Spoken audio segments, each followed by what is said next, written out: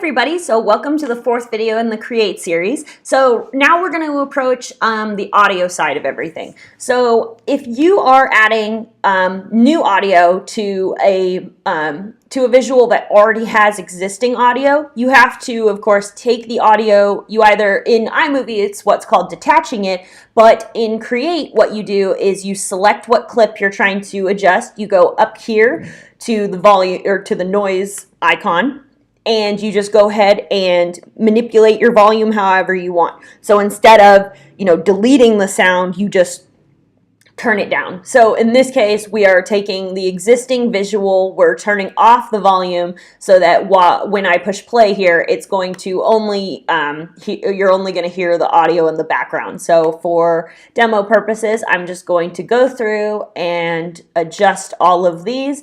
And of course, an easier way to do this is when you originally pull your file down to the timeline, what you would, before you clip it into a bunch of different tiny pieces, what you would do is you would first go ahead and take the volume away. So then when you manipulate this piece of content, the volume is going to be down for every single piece that you manipulate, because you turned it down for the entire clip. So that's obviously an easier way to do that.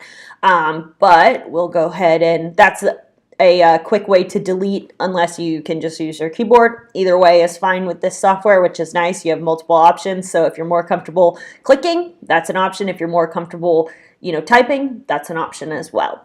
Okay, so that is how to manipulate the audio on a visual piece if you want to include or disinclude it from your movie. This is just an audio piece, right? There is no visual attached to it. So as you can see, the menu looks a bit different, right? So you can fade in, fade out. You could potentially run it at a lower volume. One of the reasons you'd want to do that is have you ever turned a video online and it's like screaming at you even though your volume's at like normal? That's because when they exported their video from wherever they created it, they had this at 300%, because you can turn this up as high as you want. So how this helps is when you have something that is perhaps a bit higher of a pitch or a bit lower of a pitch, you can compensate by turning it up or turning it down, which will then help you keep